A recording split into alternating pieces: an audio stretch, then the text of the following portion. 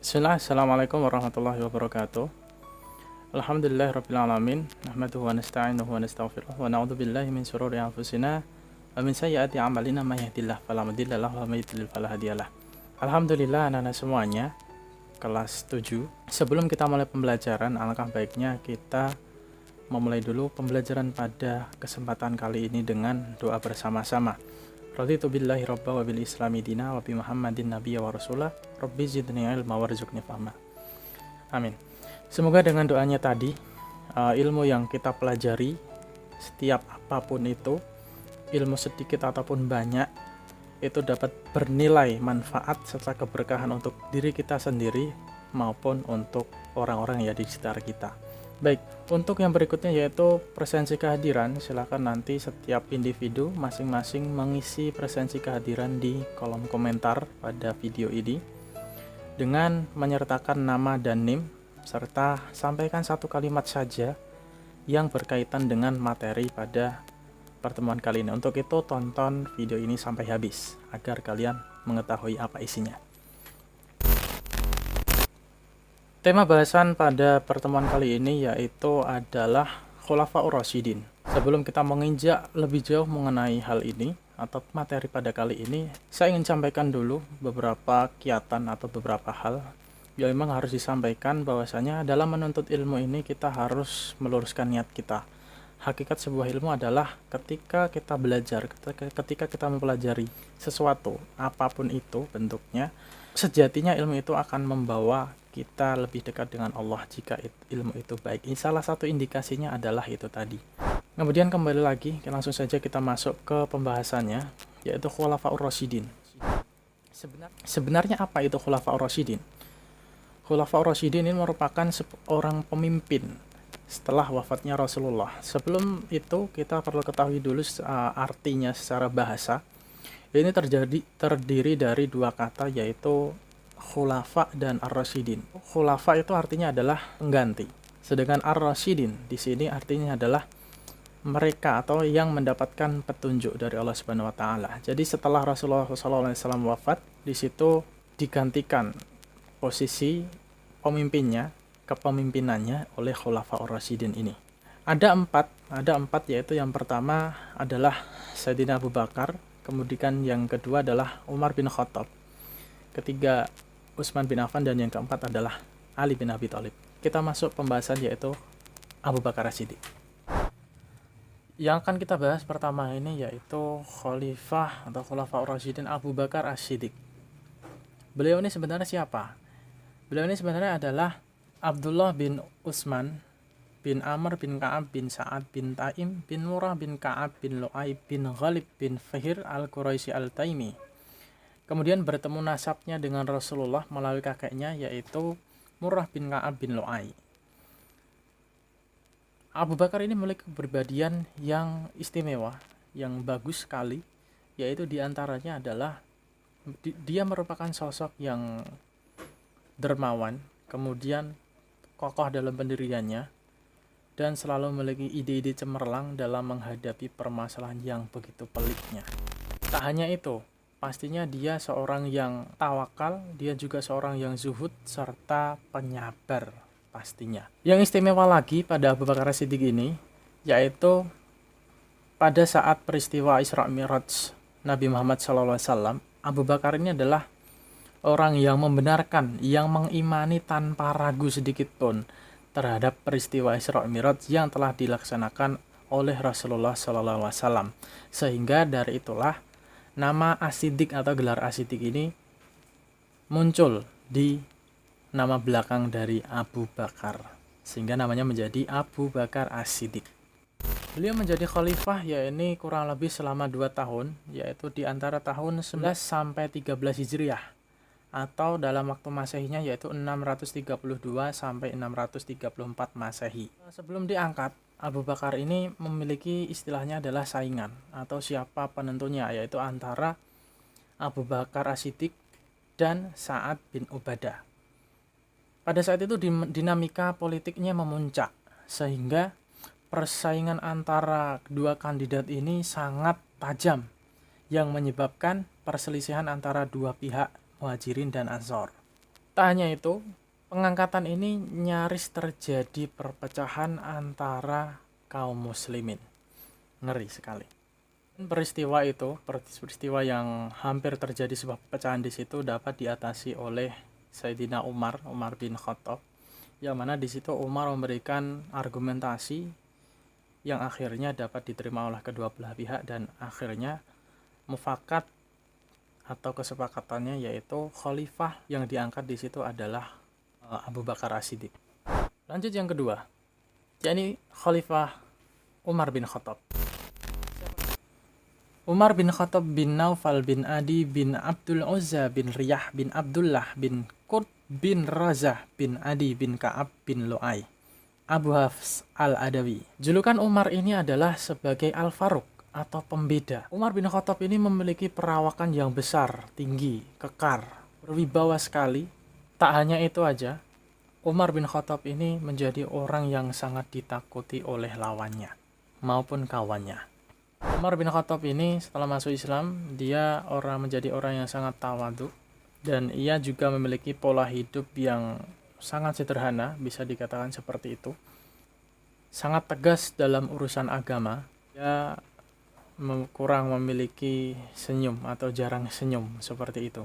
Ada yang unik yang pada benda yang dimiliki oleh Umar bin Khattab ini, yaitu berupa cincin, yang mana cincin ini bertuliskan nasihat. Nasihatnya ini untuk dirinya sendiri, yaitu kurang lebih bunyinya adalah seperti ini: cukuplah kematian sebagai peringatan bagimu. Kemudian dalam pengangkatannya, Umar bin Khattab ini berbeda dengan khalifah sebelumnya, yakni Abu Bakar As-Siddiq. Umar bin Khattab ini langsung diberi amanah atau ditunjuk langsung oleh Abu Bakar As-Siddiq, yang mana Abu Bakar ini merupakan khalifah sebelumnya. Untuk masa jabatan Umar bin Khattab ini cukup lama, yaitu selama 10 tahun, antara tahun 13 Hijriah sampai dengan 23 Hijriah, atau dalam Masehi 634 Masehi sampai 644 Masehi, dengan berbagai prestasi yang monumental.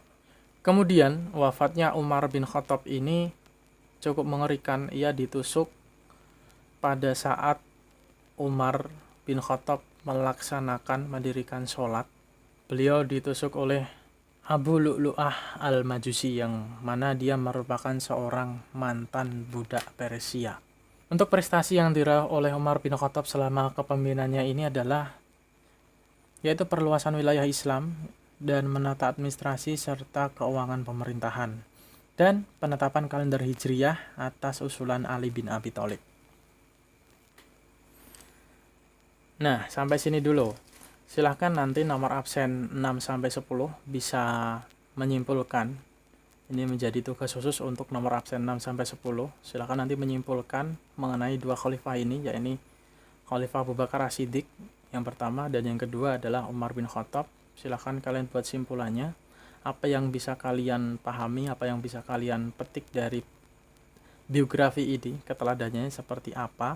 Silahkan nanti ditulis di kolom komentar, dan ini menjadi tugas pribadi kalian. Baik, kita lanjut dari yang ketiga, yakni khalifah berikutnya adalah Utsman bin Affan.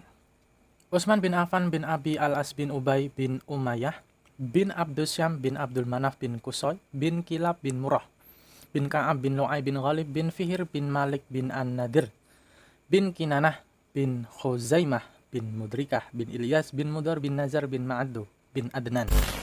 Nama panggilan dari Khalifah Utsman bin Affan ini adalah Abu Amr, dan ada juga Abdullah al-Quraisy al-Umawi, Amirul Mukminin Dzun Nurain Hijratain, sedangkan ibunya bernama Arwa binti Quraisy bin Rabi'ah bin Hubaib bin Abdusyam, dan neneknya Ummu Hakim al-Baida binti Abdul Muthalib atau bibi Rasulullah SAW dari pihak bapak.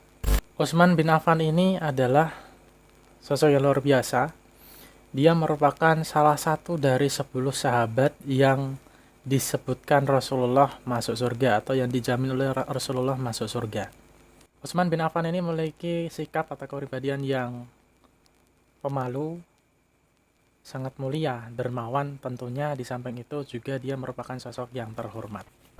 Beliau menjabat menjadi khalifah yakni selama 12 tahun, lebih lama 2 tahun daripada Umar bin Khattab, yakni pada tahun 23 Hijriah sampai dengan 35 Hijriah atau 644 sampai 655 Masehi. Nah, Khalifah Utsman bin Affan ini dipilih melalui pemilihan yang dilangsungkan oleh Dewan Pemilihan Khalifah, atau ini merupakan ada timnya, yang mana tim ini dibuat oleh Khalifah Umar bin Khattab, sehingga terpilihlah Utsman bin Affan sebagai khalifah berikutnya atau khalifah yang ketiga.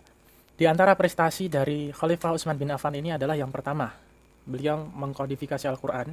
Terus yang kedua ada perluasan wilayah Islam. Dan yang ketiga yakni adalah pembentukan Angkatan Laut.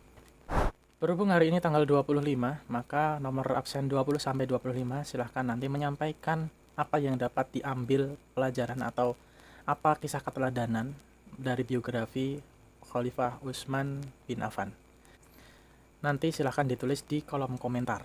Oke, lanjut kita ke khalifah yang terakhir atau yang keempat, yakni Ali bin Abi Thalib. Ali bin Abi Thalib bin Abdul Manaf bin Abdul Muthalib bin Hashim bin Abdul Manaf bin Qusay bin Kilab bin Murrah bin Ka'ab bin Nu'ay bin Ghalib bin Fihir bin Malik bin An-Nadar bin Kinanah. Beliau ini adalah keponakan sekaligus menantu Rasulullah Shallallahu Alaihi Wasallam. Istri dari Ali bin Abi Thalib ini adalah Fatimah Az-Zahra, yang mana Fatimah Az-Zahra ini merupakan putri dari Rasulullah Shallallahu Alaihi Wasallam. Selain itu juga Ali bin Abi Thalib ini juga termasuk dalam as-sabiqun al-awwalun, atau orang yang pertama kali atau golongan orang yang pertama kali masuk Islam dalam kategori anak-anak. Jadi saat masih berusia kanak-kanak dia sudah masuk Islam. Beliau juga adalah salah satu dari 10 sahabat Rasulullah yang diberitakan atau dijamin masuk surganya Allah Subhanahu wa taala. Hubungan kekerabatan Ali bin Abi Thalib dengan Rasulullah SAW sangat dekat. Hal ini tercermin dari perkataan beliau, "Anta minni wa anna minka." Engkau bagian dariku dan aku bagian darimu. Seandainya Islam itu saya, maka pintunya adalah Ali bin Abi Thalib.